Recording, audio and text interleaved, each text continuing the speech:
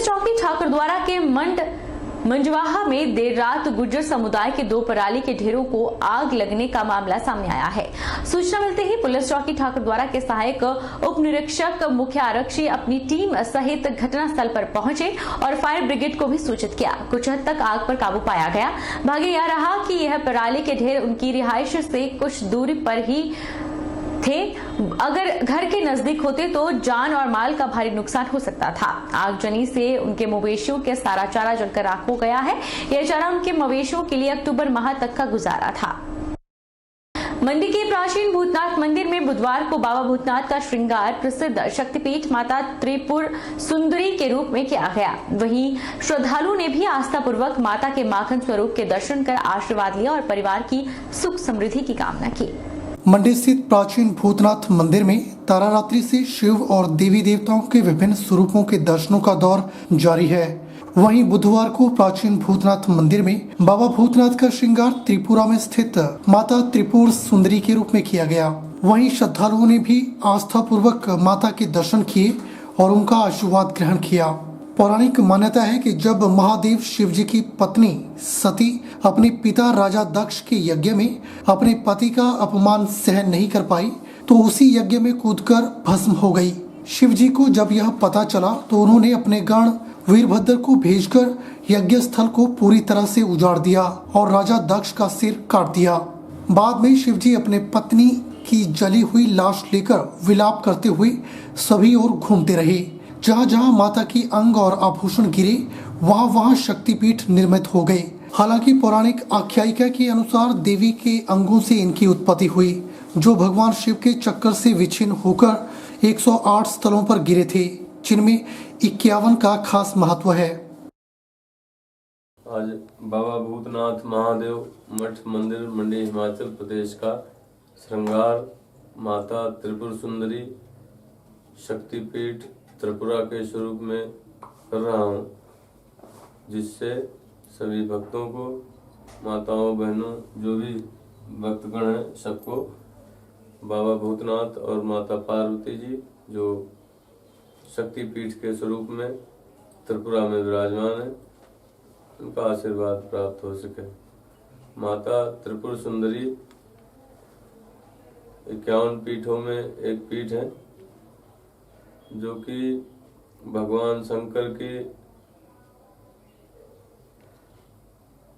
ससुराल राजा दक्ष, हरिद्वार भी दक्ष प्रजापति मंदिर का श्रृंगार किया था थोड़े दिन पहले। तो राजा दक्ष ने एक यज्ञ किया था, जिस यज्ञ में सभी देवताओं को और ऋषि मुनि नर किन्नर कई प्रकार के जो भी इनके मित्र थे, मिलने जुलने वाले थे, प्रेमी थे, सबको बुलाया था। भगवान शंकर को नहीं बुलाया। माता पार्वती जी को पता लगा कि हमारे पिताजी एक ऐसा यज्ञ का आयोजन कर रहे हैं, तो उन्होंने भगवान शंकर से कहा कि आप भी चलो, और हमारे पिताजी यज्ञ कर रहे हैं। तो भगवान ने, शंकर जी ने मना किया उनको कि जहाँ पे अपने को आमंत्रित ना किया गया हो वहाँ पे जाना उचित नहीं है। माता पार्वती जी के जिद करने पे उन्होंने अपने गणों को माता पार्वती जी के साथ में भेज दिया। वहाँ यज्ञ स्थान में जब माता पार्वती जी पहुंची तो उन्होंने देखा सभी देवताओं का और जो भी उनके बहनें थी और उनके जो भी राजा दक्ष के दामाद थे, सबके आसन थे यज्ञ में, पर भगवान शंकर का कोई आसन नजर नहीं आया, नहीं दिखाई दिया। तो माता पार्वती जी ने उसी यज्ञशाला में, उसी हवन कुंड में आत्मदाह कर लिया, शरीर को त्याग कर दिया। तो ये बात भगवान शंकर को जब पता लगी तो वो आए और उन्होंने अपने गणों के द्वारा सारा यज्ञ विध्वंस करवा दिया और राजा दक्ष का सर काट दिया। उसके बाद में वो माता पार्वती जी को लेके पूरे ब्रह्मांड में भ्रमण करने लगे, शोकाकुल स्थिति में, जैसे शोक विलाप की स्थिति में। तो जहाँ जहाँ माता पार्वती जी के शरीर के अंग गिरे वहाँ वहाँ शक्ति पीठों का उदय हुआ। तो इस प्रकार से सारे शक्तिपीठों में माता को भी एक शक्तिपीठ माना जाता है, जो कि त्रिपुर सुंदरी माता त्रिपुरा राज्य में मंदिर स्थापित है माता का, और बहुत बड़ा आस्था का केंद्र है। हमारे सनातन व्यवस्था को मानने वाले लोग हर कोई माता के प्रति बहुत अगाध आस्था और श्रद्धा निष्ठा रखते हैं। जिला बिलासपुर झंडुता के प्रिंस कपिल इन दिनों युवा दर्शकों की पहली पसंद बन चुके हैं। हर महीने रोमांटिक सॉन्ग निकालने वाले प्रिंस कपिल का वैलेंटाइन डे पर स्पेशल अखा विच अखा सॉन्ग कपिल म्यूजिक स्टूडियो के यूट्यूब चैनल पर लॉन्च किया गया। सॉन्ग के लॉन्च होते ही हर युवा दर्शक देखने के साथ साथ इस गाने को एक दूसरे पर खूब शेयर कर रहे हैं। में जितने भी सॉन्ग्स आते हैं आप सभी उन्हें ढेर सारा प्यार देते हैं और अपना आशीर्वाद देते हैं। तो जैसे कि आप सभी को पता है कि कल मेरा एक बहुत ही प्यारा सा सॉन्ग हमने रिलीज किया है जिसका नाम है अखा विच अखा, एंड आई होप कि आप उसे भी ढेर सारा प्यार देंगे, शेयर करेंगे बहुत ज्यादा और अपना आशीर्वाद भी देंगे। एंड मैं ऐसे ही अच्छे अच्छे सॉन्ग और प्यारे प्यारे सॉन्ग आगे भी आप सभी के बीच लाता रहूंगा। Thank you so much. अखा पाके देखता सही गल मिलने मिलाउण दी तां फेर करांगे वे तू अखा विच अखा पाके देखता सही गल मिलने मिलाउण दी तां फेर करांगे। हिमाचल प्रदेश में साल 1998 के बाद नर्सरी टीचरों के पद भरे जा रहे हैं, जिससे हिमाचल प्रदेश के 14,000 नर्सरी प्रशिक्षित टीचरों को फायदा मिलेगा।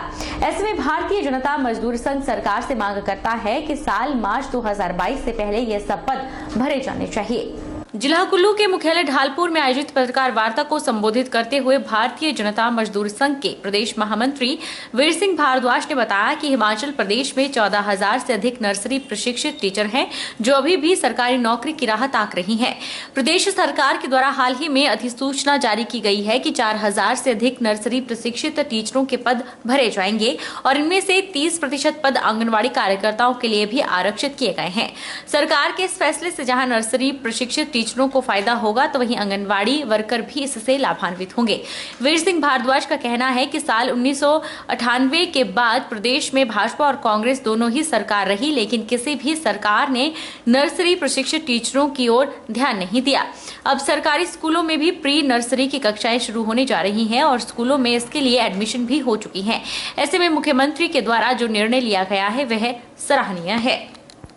जो हमारे पास जो जानकारी है, पहले फेज में जो है हिमाचल प्रदेश सरकार ने जो 4784 पदों को जो भरने के लिए जो हामी भरी हुई है, जिसमें जो 4000 पदों को जो है इस दफ़ा जो अभी को भरने जा रही है, और हमें पूरी उम्मीद है कि मार्च 2022 से पहले जो इन पदों को हिमाचल सरकार भर रही है। पूरे हिमाचल प्रदेश में जो हमारी जो एनटीटी की महिला बहनें हैं जिन्होंने जो एनटीटी की ट्रेनिंग की हुई है, ये तकरीबन जो है 14,000 के आसपास है जी। पर हमें ऐसा नहीं लगता है, इसलिए नहीं लगता है कि जो माननीय मुख्यमंत्री जयराम ठाकुर जी है, जो वो कहते हैं वो डंके की चोट पर जो उस बात को करते हैं। अब हमें पूरा विश्वास है भारतीय जनता मजदूर संघ को कि हिमाचल प्रदेश के लोकप्रिय मुख्यमंत्री श्री जयराम ठाकुर जो इन पदों को मार्च 2022 से पहले भरेंगे, और हम आपके माध्यम से उनका जो धन्यवाद करने के लिए भी आपके पास आएंगे। हिमाचल प्रदेश सरकार के द्वारा बुधवार को आयोजित कैबिनेट की बैठक में जहां कई बड़े फैसले लिए गए, तो वहीं प्रदेश भर में चल रही ठेकेदारों की हड़ताल पर भी उन्होंने अपना बयान दिया है। लेकिन जिला कुल्लू में ठेकेदार सरकार के इस आश्वासन के बाद भी हड़ताल तोड़ने को तैयार नहीं। जिला कुल्लू के मुख्यालय ढालपुर में लोक निर्माण विभाग के कार्यालय के बाहर ठेकेदारों का धरना बुधवार को भी जारी रहा। वहीं ढालपुर से लेकर लोक निर्माण विभाग के अधीक्षण अभियंता के कार्यालय तक एक रोष रैली भी निकाली गई। इस दौरान उन्होंने प्रदेश सरकार के द्वारा कोई सकारात्मक फैसला न लेने पर भी अपना विरोध व्यक्त किया और अधीक्षण अभियंता को एक मांग पत्र भी सौंपा। ठेकेदारों का कहना है कि एम और एक्स फॉर्म का समाधान अभी भी नहीं निकल पाया है।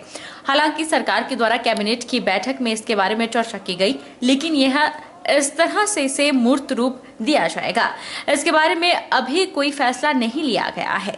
धरने पर बैठे ठेकेदार संदीप शर्मा का कहना है कि जब बीते साल से ही इस बारे में सरकार को कई बार मांग पत्र सौंपे गए थे, तो उस समय से अगर सरकार हरकत में आई होती तो आज ठेकेदारों को विकास कार्य न रोकने पड़ते और न ही ठेकेदारों को इस तरह की परेशानियों का सामना करना पड़ता। ठेकेदारों का कहना है कि सरकार ने कैबिनेट की बैठक में जो फैसला लिया है, फिलहाल वे उससे संतुष्ट नहीं है। कॉन्ट्रैक्टर बंधु ये कहते हैं कि हमारे पास पीछे के WR आज से पहले के जो काम हमने कर रखे हैं निर्माण कार्य, उसमें हमारे पास रेत बजरी और पत्थर के WRX फार्म नहीं है, क्योंकि वो मिलते ही नहीं है, उपलब्धता में मिलते ही नहीं, क्योंकि माइनिंग यहाँ पे बहुत कम है, माइनिंग की लीज कम है।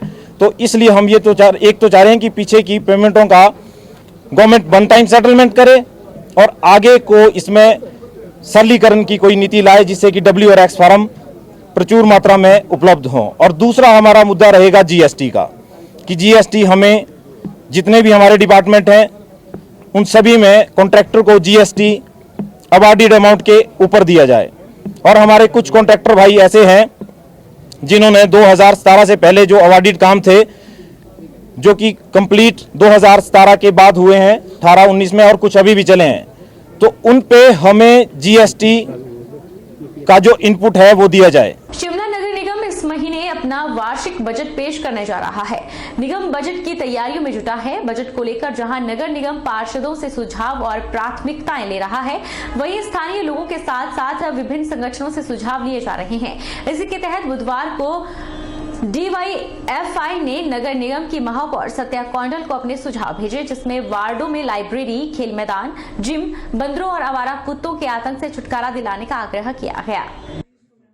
का बजट जो है वो आने वाला है और इस नगर निगम का ये अंतिम बजट है। इस बजट के अंदर शहर के अंदर क्या कुछ विकासात्मक कार्य हो सकते हैं, और हमने आज यहाँ पर सजेशन मेयर साहिबा को दिए हैं कि प्रत्येक वार्ड के अंदर जो 34 के 34 वार्ड जो फिलहाल हैं उसके अंदर पुस्तकालय का निर्माण किया जाना चाहिए, क्योंकि प्रदेश यहाँ पर राजधानी शिमला में हर प्रदेश के हर जिले से जो है यहाँ पर पढ़ने के लिए छात्र आते हैं। तो अगर लाइब्रेरी हर क्षेत्र में खुलेगी, हर वार्ड में खुलेगी, तो इससे छात्रों को जो सीधा फायदा होने वाला है।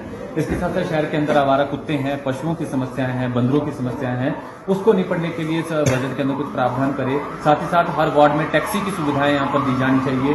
नाले जो है वो खुले पड़े हैं, उनका चैनलाइजेशन नहीं हुआ है, तो हमने मांग की है बजट के अंदर प्रावधान करे, क्योंकि कई ऐसे क्षेत्र है जहां पर अभी भी नाले खुले हैं, वहां पर जो है आवारा पशु घूमते रहते हैं और बच्चों के गिरने का खतरा भी रहता है। तो ये इस तरीके की मांगे हमने रखी है। शिमला की तहसील ठियोग के गलू के पास HRTC की बस हादसे का शिकार हो गई। हरिद्वार से सराहन जा रही बस अनियंत्रित होकर ट्रक से जा टकराई, जिसमें 12 से 13 लोग घायल हुए हैं, जिनको उपचार के लिए स्वास्थ्य केंद्र ठियोग लाया गया है। वहीं पुलिस और SDM मौके पर पहुंच चुके हैं। आगामी कार्रवाई जारी है। बहरहाल बुलेटिन में इतना ही। आप देखते रहिए HP 24/7।